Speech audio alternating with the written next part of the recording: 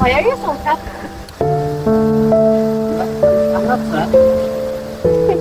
Why are you crying like that? Stop crying like a woman. Be a man.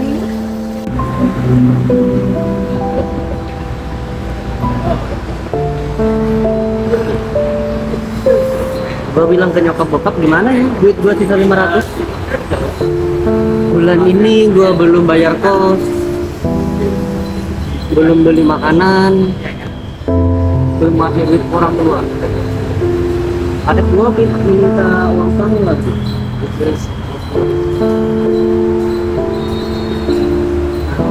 Nanti gua tinggal ya aja kan udah diberesin. Karena gua jual iPad gua hari.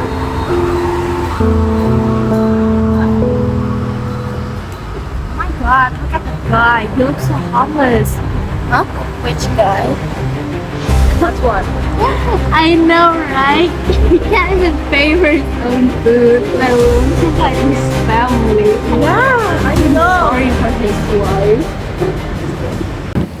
Kok bilang nggak dibenerin sih? Ya garansinya udah habis, nggak bisa benerin. Tapi ini harusnya masih bisa. Iya, pakai garansi.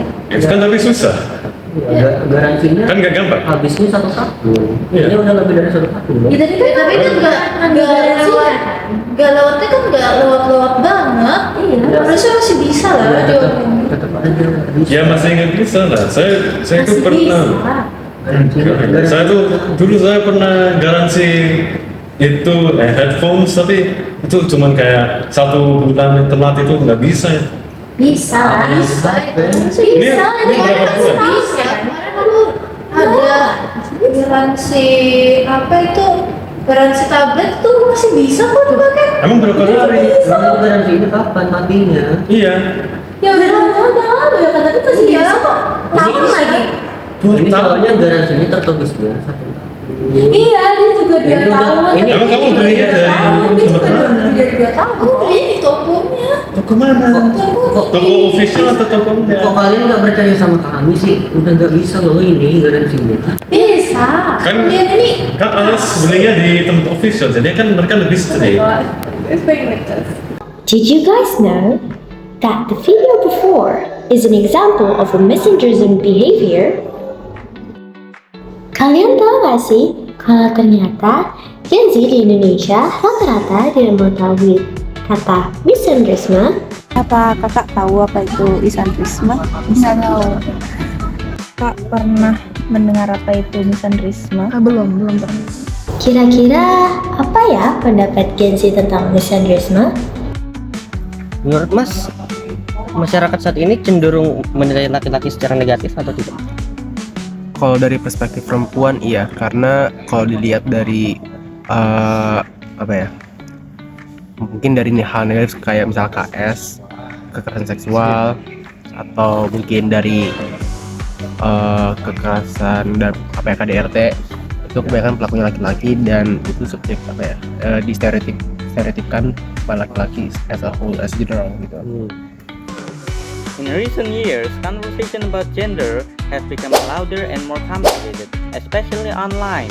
According to Capolio, in Women Who Hates Men, a comparative analysis across extremist Reddit communities published in scientific reports, platforms like Reddit show that misandry, hatred, or prejudice against men often appear side by side with misogyny. These spaces reveal just how deeply gender-based hostility can run, particularly among younger generation like Gen Z, who spends most of their time in digital communities. That's why it is so important to use tools like video media to encourage understanding rather than division. By exploring misandry with nuance, we can help counter misinformation and reduce the growing polarization around gender issues. After all, as many gender studies scholars point out, it's not as simple as one gender having it worse than another. Take for instance Nora Vincent's book Self-Made Man. One woman here disguised as a man in 2006. Her experience living as a man for a year revealed that both men and women face their own unique pressures and limitations shaped by social expectation. Her story reminds us that the struggle for equality shouldn't be about blame, It's about empathy, understanding, and recognizing that both sides are affected by the same rigid system of gender roles. So to conclude our research, our findings show that public awareness on misogynism is still very low.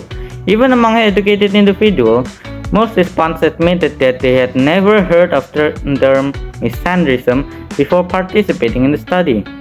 This shows that conversations about gender bias are still largely focused on misogyny, while misandry as a parallel issue often goes unnoticed. Through our intervention, using both video and pop-up book media, we found out that both were effective in helping respondents understand and reflect on gender bias. But the video-based media had a more stronger impact. The video helped participants engage emotionally and understand the issues more deeply because of its visual, auditory, and storytelling elements. This fits perfectly with the Generation Z digital habits and their preference for fast, visually rich content. On the other hand, the pop-up book still has its own strength. It encouraged more personal reflection and critical thinking, especially in classroom settings where students could discuss what they learned directly. So while the video was more powerful in shifting perception, the pop-up book was valuable for deeper, slower learning. Overall, our study concludes that addressing gender prejudice, such as misandrism, requires a balanced, multidimensional approach, using media that combines emotional engagement, factual content, and interactivity can help young people become more empathetic, critical, and aware of gender equality. Importantly, recognizing misandry does not mean opposing feminism. Instead, it expands the conversation toward mutual understanding and shared equality between all genders. By using educational media that speak the language of Generation Z, especially through video, we can take a strong step toward building a more inclusive, empathetic, and balanced society.